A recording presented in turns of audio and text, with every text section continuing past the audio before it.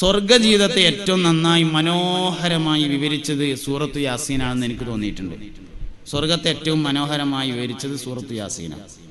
ഹും വഅസ്വാജുഹും ഫീ ദിലാലിൻ അലൽ അറായികി മുത്തഖിഊൻ ലഹും ഫീഹാ ഫാകിഹത്തുൻ വലഹും മാ യദ്ദഊൻ സലാമുൻ ഖൗലൻ മിർ റബ്ബിർ റഹീം. ഹും അവർ വഅസ്വാജുഹും അവരുടെ ഇണകളും ഫീ ദിലാലിൻ മരത്തിന്റെ ചോട്ടിലെ അലൽ അറായികി കട്ടിലിന്മേൽ മുത്തഖിഊന ചാരിയിരിക്കുകയാണ്. ലഹും അവർക്കുണ്ട് ഫീഹാ ദിൽ ഫാകിഹത്തുൻ പഴങ്ങളുണ്ട് വലഹും മാ യദ്ദഊൻ അവർ ആശിക്കുന്നതെല്ലാം നൽകപ്പെടുന്നതാകുന്നു. ഇതേ ഭാര്യ തന്നെയാണ് സ്വർഗത്തിലെ, ഇതേ ഭർത്താവ് തന്നെയാണ് സ്വർഗത്തിലുള്ളത്. ഭാര്യയ്ക്ക് ഒരു വഖത്ത് നിസ്കാരം ഖളാ ആയാൽ മഹ്ശറയിൽ പിരിഞ്ഞു നിൽക്കേണ്ടത് 80,000 കൊല്ലമാണ്. മറ്റൊരു ഖൗലിൽ 50,000 കൊല്ലാണ്. ഒരു നിസ്കാരം, ഒരു അസ്ർ നിസ്കാരം ഭർത്താവിൻ്റെത് ഖളാ ആയി അല്ലെങ്കിൽ ഭാര്യയുടേത് ഖളാ ആയി, മഹ്ശറയിൽ ഭാര്യയും ഭർത്താവും കാണാതിരിക്കുക 50,000 കൊല്ലാണ്. 5 കൊല്ലം ഗൾഫ് പോയാൽ കാണാതിരിക്കാൻ നമ്മളെ കൊണ്ട് പറ്റില്ല.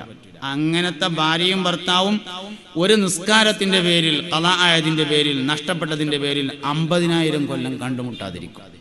അതിലാണ് സങ്കടം വേണ്ടത്. ഈ ജീവിതം നാളെ സ്വർഗത്തിലേക്ക് വേണ്ടിയുള്ളതാണ്. സ്വർഗത്തിൽ ഇണകളായിട്ടാണ് ജീവിതം, സ്വർഗത്തിൽ ഇണകളായിട്ടാണ് ജീവിതം. ഇതേ ഭാര്യ ഇതേ ഭർത്താവ് സ്വർഗത്തിലുണ്ടാവും. ഇവിടുത്തെ എല്ലാ കുറ്റും കുറവൊക്കെ തീർത്തിട്ടാണ് തരാന്ന് മാത്രം. എല്ലാം തീർത്തിട്ട് തരും. ആർക്കും പല്ല് വളഞ്ഞിട്ടൊന്നും ഉണ്ടാവില്ല, എല്ലാവരും പല്ല് നേരെയിക്കാർ. ആരും കറുത്തിട്ടുണ്ടാവില്ല, എല്ലാവരും വെളുത്തിട്ടുണ്ടായിക്കാർ. ആരും സങ്കടപ്പെടേണ്ട ആവശ്യമില്ല. ഈ കുറച്ച് കാലം കഴിഞ്ഞാൽ പിന്നെ എല്ലാവർക്കും ഒരേമാതിരത്തെ സൗന്ദര്യമാണ്. സൗന്ദര്യ രേശം കൂട്ടണമെന്ന് തോന്നിയാലോ വെള്ളിയാഴ്ച ഒരു ചന്ത ഉണ്ട്, അതിന് പോയാൽ മതി, കൂട്ടിയിട്ടുണ്ട് വരാം. പെണ്ണുങ്ങൾക്ക് രേശം കൂട്ടണമെന്ന് തോന്നിയാലോ ആണുങ്ങൾ ചന്തക്ക് പോയി വരുമ്പതിന് മുമ്പായിട്ട് ആഗ്രഹിച്ചാൽ മതി, ഓല് തിരിച്ചു വരുമ്പോത്തിന് ഭംഗി മാറിയിട്ടുണ്ടാവും. ഓരോ ദിവസവും നമ്മൾ ദുന്യാവെന്ന് നമ്മളെ ശരീരം 21 ദിവസം കൊണ്ടാണ് റീഅറേഞ്ച് ചെയ്യണത്. 21 ദിവസം കൊണ്ടാണ്. നമ്മൾ ഈ ഓട്ട് ചെയ്യുമ്പോൾ കയ്യമ്മ തേക്കണം മഷി 21 ദിവസം കൊണ്ടാണ് മുഴുവനായിട്ടും പോവുക. നമ്മൾ ശരീരം ആകമൊത്തം റീഅറേഞ്ച് ചെയ്യുന്നത് 21 ദിവസമാണ്. അത് ഓരോ ദിവസവും ചെയ്യും. അതാണ് സ്വർഗത്തിലെ പ്രത്യേകത. ഓരോ മണിക്കൂറിലും ചെയ്യും, ഓരോ നിമിഷത്തിലും ചെയ്തുകൊണ്ടിരിക്കും എന്നതാണ് മനോഹരമായ ജീവിതം. ഹും വഅസ്വാജുഹും ഫീ ദിലാലിൻ അലൽ അറായികി മുത്തഖിഊൻ. ശരിക്കും മനോഹരമായ വർണ്ണനയാണത്. ഹും അവർ വഅസ്വാജുഹും അവരുടെ ഇണകളും. ദുന്യാവത്ത് അതേ ഇണ തന്നെ നാളെ സ്വർഗത്ത് കിട്ടും.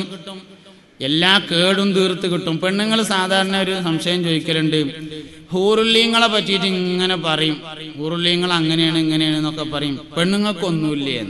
പെണ്ണുങ്ങൾക്ക് ഈ ഉള്ള പെണ്ണിനെ തന്നെ ഇഷ്ടം പോലെ കൂട്ടിത്തരാണ്. ഹൂറുല്ലീങ്ങളെ സൗന്ദര്യമൊന്നും ദുനിയാവിലെ സ്ത്രീകളെ സംബന്ധിച്ചൊന്നുമല്ല.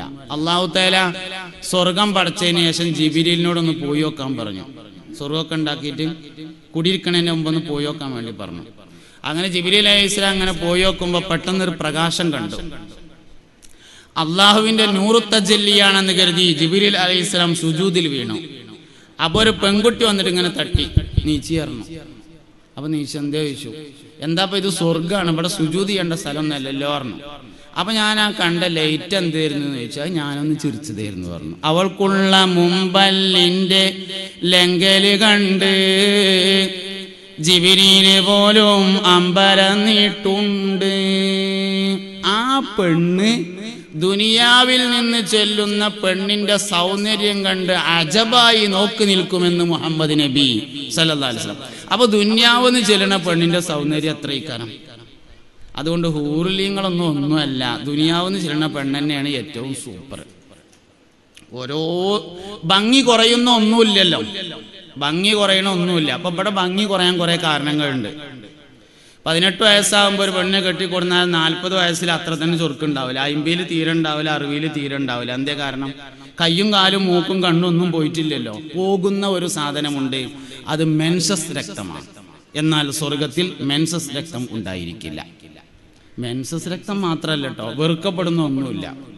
സ്വർഗാവകാശികൾക്ക് വായയിൽ ഉമിനീരില്ല, മൂക്കിൽ മൂക്കട്ടയില്ല, ചെവിയിൽ ചെവിക്കായമില്ല, കണ്ണിൽ കണ്ണുനീരില്ല, ശരീരത്തിന് വിയർപ്പില്ല, മലവും മൂത്രവും ഇല്ല.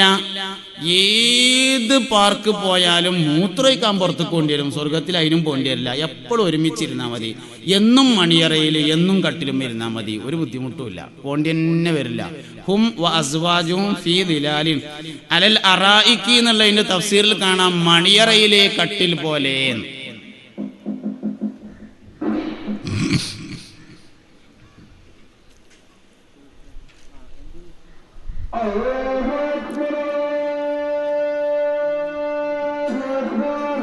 അല്ലാഹു അക്ബർ, അല്ലാഹു അക്ബർ.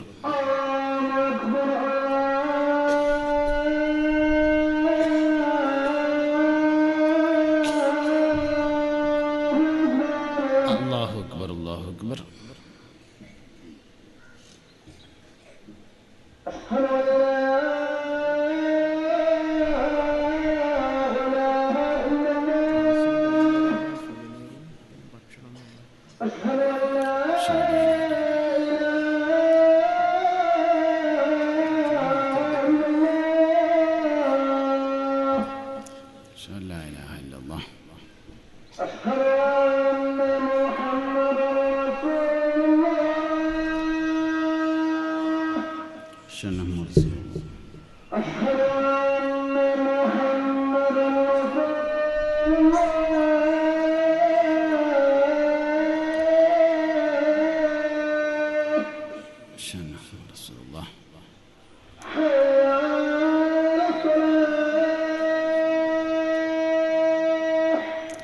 لا حول ولا قوة إلا بالله.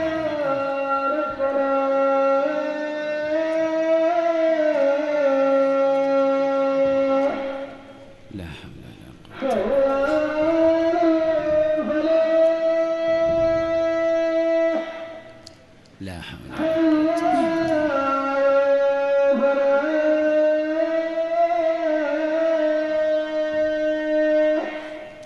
لا حول ولا قوة. لا حول ولا قوة.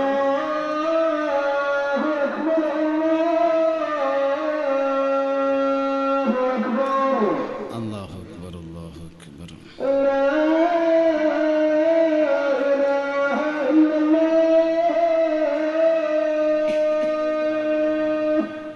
لا إله إلا الله. اللهم صل على محمد. اللهم رب هذه الدعوة التامة والصلاة القائمة آت محمدا الوسيلة والفضيلة والدرجة الرفيعة وابعثه مقاما محمدا الذي وعدته وارزقنا شفاعته يوم القيامة إنك لا تخلف الميعاد. മുഅ്മിനീങ്ങളെ, ഈ കുടുംബജീവിതം എന്ന് പറയുന്നത് ശരിക്കും സ്വർഗത്തിൽ ഒരുമിച്ച് വിടാനുള്ളതാണ്. സ്വർഗത്തിലേക്കുള്ള വഴികളെ സ്പീഡാക്കുന്ന കുറേ കാര്യങ്ങളുണ്ട്. സ്വർഗത്തേക്കുള്ള വഴി സ്പീഡാക്കുന്ന കുറേ കാര്യമുണ്ട്. സ്വർഗത്തേക്കുള്ള ഏറ്റവും പ്രധാനപ്പെട്ട വഴി സ്പീഡാക്കുന്ന ഒരു കാര്യം ഉമ്മയാണ്. വേഗം വളരെ സ്പീഡാക്കി തരും. അൽ ജന്നത്തു തഹ്ത അഖ്ദാമിൽ ഉമ്മഹാത്ത്. ഹബീബുനാ റസൂലുള്ളാഹി. ഉമ്മാന്റെ കാലിന്റെ ചോട്ടിലേക്കുള്ള വഴി സ്വർഗത്തിലേക്കുള്ള എളുപ്പവഴിയാണ്. ഉമ്മാന്റെ കാലിന്റെ ചോട്ടിലേക്കുള്ള വഴി സ്വർഗത്തേക്കുള്ള വളരെ എളുപ്പമുള്ള വഴിയാണ്. വഴിയുള്ള എല്ലാ സ്ഥലത്തേക്കും എളുപ്പവഴി ഉണ്ടാവുമല്ലോ, സ്വർഗത്തിലേക്കുള്ള വളരെ എളുപ്പമുള്ള വഴിയാണ്. ഭർത്താവിനെ സംബന്ധിച്ച് തൻ്റെ ഭാര്യ സ്വർഗത്തിലേക്കുള്ള എളുപ്പവഴിയാണ്. ഭാര്യയെ സംബന്ധിച്ച് തൻ്റെ ഭർത്താവ് സ്വർഗത്തിലേക്കുള്ള എളുപ്പവഴിയാണ്. അയ്യുമംറാത്തിൻ മാതത് വസൗജുഹാ അന്നാറാദിൻ ദഖലത്തിൽ ജന്ന. ഒരു പെണ്ണ് മരിക്കുമ്പോൾ അവളുടെ ഭർത്താവ് അവളെ തൊട്ട് തൃപ്തിപ്പെട്ടവനാണെങ്കിൽ അവൾ സ്വർഗത്തിൽ പോയി എന്ന് ഹബീബുനാ റസൂലുള്ളാഹി സ്വല്ലല്ലാഹു അലൈഹി വസല്ലം പറഞ്ഞിട്ടുണ്ട്. വിവാഹത്തെ, കല്യാണത്തെ സ്വർഗത്തിലേക്കുള്ള വഴിയെ എളുപ്പമാക്കുന്നതായി പലപ്പോഴും നമുക്ക് തോന്നുന്നില്ല. നമ്മുടെ നാട്ടിലൊക്കെ ഒരു സാധാരണ ഒരു പ്രയോഗമുണ്ട്, പെണ്ണ് കെട്ടിയാൽ കാല് കെട്ടി. ഒരു നാടൻ പ്രയോഗമാണ്. എന്ന് പറഞ്ഞാൽ പെണ്ണ് കെട്ടിയാൽ ഇടങ്ങാറായി. സൂറത്തുർ റൂമിന്റെ 22-ാമത്തെ അല്ലെങ്കിൽ 23-ാമത്തെ ആയത്തിലാണ് ഖുർആൻ പെണ്ണെട്ടാൻ പറഞ്ഞിട്ടുള്ളത്. ومن آياته أن خلق لكم من أنفسكم أزواجا لتسكنوا إليها وجعل بينكم مودة ورحمة. ومن آياته അല്ലാഹുവിന്റെ ദൃഷ്ടാന്തങ്ങളിൽ പെട്ടതാണ് അൻ ഖലഖ ലക്കും മിൻ അൻഫുസികും അസ്വാജ. നിങ്ങളുടെ അൻഫുസിൽ നിന്നു തന്നെ നിങ്ങൾക്ക് ഇണകളെ സൃഷ്ടിച്ചിരിക്കുന്നു എന്നത് ലിതസ്കുനു ഇലൈഹ, നിങ്ങൾ സമാധാനത്തോടുകൂടെ ജീവിക്കാൻ വേണ്ടിയാണ് കല്യാണം കഴിക്കാൻ പറഞ്ഞത്. അപ്പോ കല്യാണത്തിന് ശേഷം സമാധാനം കൂടിയിട്ടുണ്ടെങ്കിൽ ഖുർആൻ പറഞ്ഞ കല്യാണമാണ് നടന്നത്. ഉള്ള സമാധാനം പൊയ്ക്കുകയാണെങ്കിൽ ഖുർആൻ പറഞ്ഞ കല്യാണം നടന്നിട്ടില്ല എന്ന് മനസ്സിലാക്കണം. ഖുർആൻ പറഞ്ഞ കല്യാണം അല്ലെങ്കിൽ പിന്നെ ഖുർആന് തെറ്റണം, അതുണ്ടാവില്ലല്ലോ. പിന്നെ നമുക്ക് തെറ്റിയത് ഈ കാര്യം.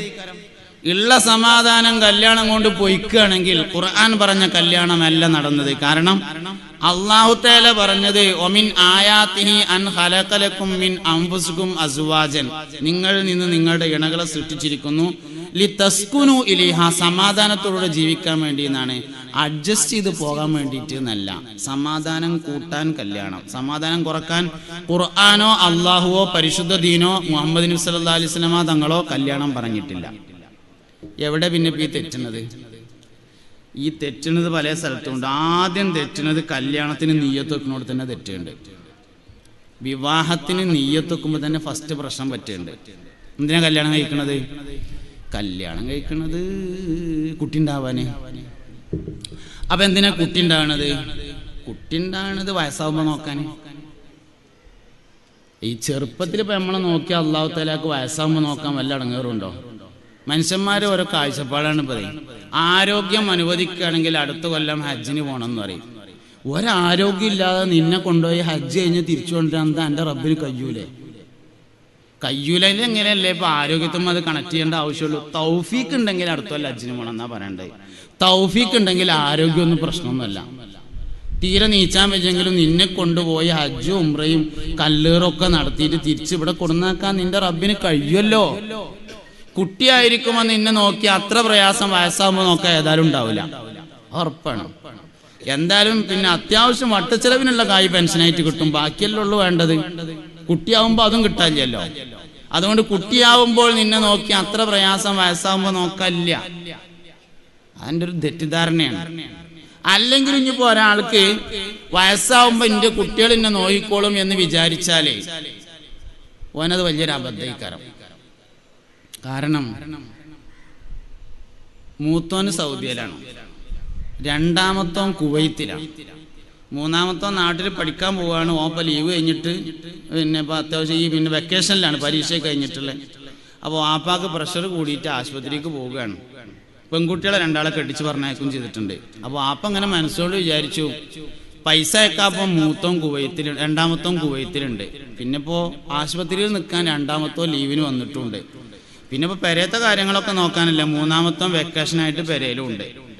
ഒരാഴ്ച തിരക്കുണ്ടാവില്ല. രണ്ടാമത്തെ ആഴ്ച രണ്ടാമത്തോൻ മറവ് പോയി നിന്നിട്ട് ഫോൺ എടുത്തിട്ട് വിളിക്കും, ഹലോ കുഞ്ഞാളെ, കുഞ്ഞുട്ടിക്ക് ഒഴിവുണ്ടാകുന്ന ആ വാപ്പാൻ്റെ അടുത്തൊന്ന് വന്ന് നിൽക്കാൻ, എനിക്കൊന്ന് അത്യാവശ്യം പോകാണ്ടായിരുന്നു എന്ന് ചെവിയോണ്ടാണ് കേൾക്കണതിൻ്റെ മുമ്പ് മൗത്താവൂല. എനിക്കെൻ്റെ മക്കളുണ്ട് എന്ന് തോന്നിയാൽ, എനിക്ക് അള്ളാഹു മാത്രമേ ഉള്ളൂ എന്നൊരാൾക്ക് തോന്നിയാൽ ഒരു കുട്ടിനെ മതിയാവും, ചിലപ്പോൾ ഒന്നും ആവശ്യം ഉണ്ടാവില്ല. ഇബ്രാഹിം നബി തോരുന്നത് റബ്ബി ലാ തുഖ്സിനി ഹീന യുബ്അസുൻ യൗമ ലാ യൻഫഉ മാലും വലാ ബനൂൻ ഇല്ലാ മൻ അത്തല്ലാഹ ബിഖൽബിൻ സലീം. അല്ലാഹുവേ, എന്നെ നീ ടെൻഷനാക്കരുതേ, ബീസത്തിന്റെ നാളിൽ എന്നെ നീ വിഷമിപ്പിക്കരുത്. റബ്ബി ലാ തുഖ്സിനി ഹീന യുബ്അസുൻ യൗമ ലാ യൻഫഉ മാലും വലാ ബനൂൻ. മുതലും മക്കളും ഉപകാരം ചെയ്യാത്ത ദിവസമാകുന്നു അത്, ആർക്കും ഉപകാരം ചെയ്യൂല എന്നല്ല. ഇല്ലാ മൻ അത്തല്ലാഹ ബിഖൽബിൻ സലീം, ഖൽബുൻ സലീമോടുകൂടെ ചെന്നവനല്ലാതെ. പഠിച്ചോനെ, എനിക്ക് നീ മാത്രമേ ഉള്ളൂ എന്നൊരാൾക്ക് തോന്നിയിട്ട് മശരക്ക് ചെന്നാൽ അവിടെയും കുട്ടികളെ കൊണ്ടും മുതലുകൊണ്ടും കാര്യം ഉണ്ടാവും. ആ തോന്നലുണ്ടായില്ലെങ്കിൽ അവിടെയും കാര്യം ഉണ്ടാവില്ല, ഇവിടെയും കാര്യം ഉണ്ടാവില്ല. അതുകൊണ്ട് അള്ളാഹുവേ, എനിക്ക് നീ മാത്രമേ ഉള്ളൂ എന്ന് തോന്നലാണ് ഏറ്റവും പ്രധാനം. അതുകൊണ്ട് വയസ്സാവുമ്പോൾ നോക്കാൻ കുട്ടികളെ ആവശ്യമൊന്നുമില്ല. അള്ളാഹു തആലക്ക് കുട്ടികളെ വെച്ചിട്ട് നോക്കുക എന്നുള്ള പരിപാടിയൊന്നുമില്ല. പിന്നെ എന്നാ പിന്നെ മനസ്സിലായി കുറെ സ്വത്തും മുതലൊക്കെ ഇല്ല, അതിനൊരു അനന്തരാവകാശിന് വേണ്ടേ എന്നുള്ളതാണ്. അതിനൊരു തെളിവുണ്ട്. സക്കരിയ നബി ദുആ ചെയ്തിട്ടുണ്ട്. എന്ത്? യരിസുനി വയരിസു മിൻ ആലി യഅഖൂബ വജഅൽഹു റബ്ബി റളിയ. സക്കരിയ നബി തോർന്ന് പഠിച്ചോനെ, എന്നിൽ നിന്നും ആലി യാക്കൂബിൽ നിന്നും അനന്തരമെടുക്കാൻ വേണ്ടി എനിക്കൊരു കുട്ടിയെ തരണേ. അപ്പോൾ ഐഡിയ കിട്ടിയത് ഏത്? അനന്തരം എടുക്കാനാണ്. അവിടെ നമ്മൾ മനസ്സിലാക്കേണ്ട ഒരു കാര്യമുണ്ട്, അമ്പിയാക്കളുടെ സ്വത്തിൽ അനന്തരമില്ല. നഹ്നു മആശറൽ അംബിയാ ലാ നൂറസു ഹബീബുനാ റസൂലുള്ളാഹി. അമ്പിയാക്കളുടെ സമൂഹം സ്വത്തിൽ അനന്തരമില്ലാത്തവരാണ്. സുലൈമാൻ നബി അലൈഹി ഇസ്ലാം മരിച്ചപ്പോൾ പോലും മക്കൾക്ക് ഒരക്കം മുതലില്ല. എന്തിനാ പണ്ടൊക്കെ പറയണത്? മുഹമ്മദ് നബി സല്ലല്ലാഹു അലൈഹി വസല്ലം തങ്ങൾ വഫാത്താവുമ്പോൾ പോലും ഓഹരി ചെയ്യാൻ സമ്പത്തില്ല. അമ്പിയാക്കളുടെ സ്വത്തിൽ അനന്തരമില്ല. പിന്നെന്താ അനന്തരം? എന്താണ് അനന്തരം? സക്കരിയ നബി ദുആ ചെയ്തത് നുബുവത്തിലെ അനന്തരമാണ്.